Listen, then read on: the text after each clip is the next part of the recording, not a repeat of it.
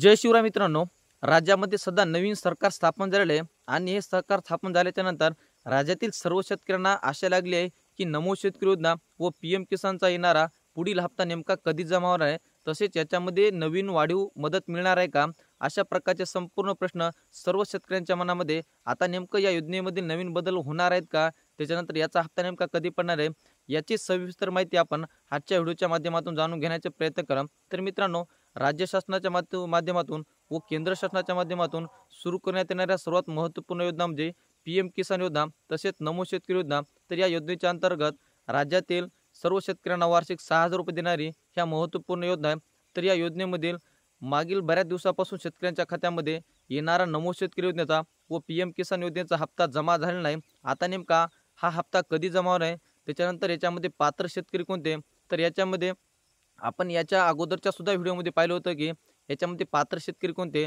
तर याच्यामध्ये ज्या ज्या शेतकऱ्यांच्या खात्याची ई-के-वाय-सी पूर्ण झालेली आहे, तर असे सर्व शेतकरी याच्यामध्ये पात्र करण्यात आले. त्याच्यानंतर ज्या शेतकऱ्यांचं आधार सीडिंग आहे, लँड सीडिंग आहे, तर असे सर्व शेतकरी याच्यामध्ये पात्र करण्यात आले. तर मित्रांनो, आपण बहुतांश ठिकाणी पाहिलं असेल की राज्यातील 1 ते 2 वर्षापूर्वी पूर्ण शेतकरी याच्यामध्ये पात्र होते. तर अशा पात्र शेतकऱ्याची संख्या ही 86 लाख एवढी होते आणि एकूण शेतकऱ्याचा विचार करायला गेला तर जवळपास 96 लाख एवढे शेतकरी या योजनेमध्ये लाभ घेण्यासाठी पात्र असतात. परंतु शासनाच्या माध्यमातून बरेच शेतकरी याच्यामधून वगळले होते. तर त्याचं कारण काय, तर त्याचं कारण असं आहे की जे शेतकरी पूर्वी एका गावामध्ये राहत होते आणि त्याच्यानंतर दुसऱ्या गावामध्ये गेले तर लँड सीडिंगचा प्रॉब्लेम त्याच्यामध्ये आला आहे.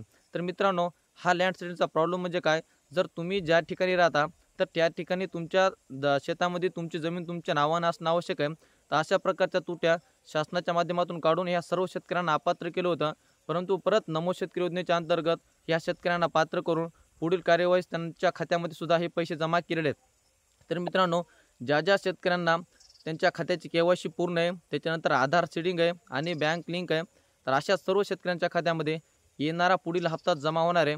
आणि ज्या शेतकऱ्यांच्या तिन्हीपैकी एक अट जरी पूर्ण नसेल तर अशा शेतकऱ्यांच्या खात्यामध्ये हे पैसे जमा होणार नाही. आता याच्यामध्ये बहुतांश ठिकाणी तुम्ही पाहिले असेल की बऱ्याच वर्तमानपत्र असेल, न्यूजपेपर असेल किंवा काही सोशल मीडिया असेल, याच्या माध्यमातून चर्चा करण्यात आली होती की या योजनेमध्ये वाढीव मुदत म्हणजे वाढीव रक्कम देण्यात येणार. तर मित्रांनो, अशा प्रकारचे कोणत्याही शासनाचा जी-आर निघाला नाही किंवा कोणताही प्रस्तावना नाही.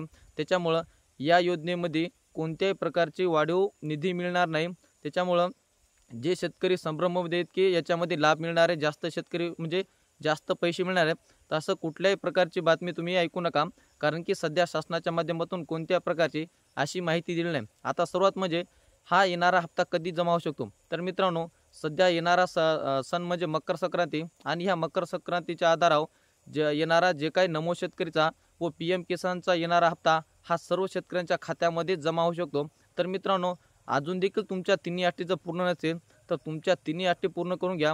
त्याच्यानंतर हा येणारा हप्ता मकर संक्रांतीच्या पूर्वी कधीही शेतकऱ्यांच्या खात्यामध्ये जमा होऊ शकतो. तर मित्रांनो, हे होतं महत्त्वपूर्ण अपडेट नमो शेतकरी व पीएम किसान योजना या योजनेविषयी आपण पाहिलं आहे. हे अपडेट नेमकं तुम्हाला कसं वाटलं आणि तुम्हाला जर याच्याविषयी जर काही अडचणी असेल तर आम्हाला कमेंटच्या माध्यमातून नक्की कळवा, जेणेकरून आम्ही तुम्हाला पूर्णपणे याची मदत करू. चला तर मित्रांनो, भेटत राहू नवीन माहितीचं नवीन व्हिडिओचं. धन्यवाद.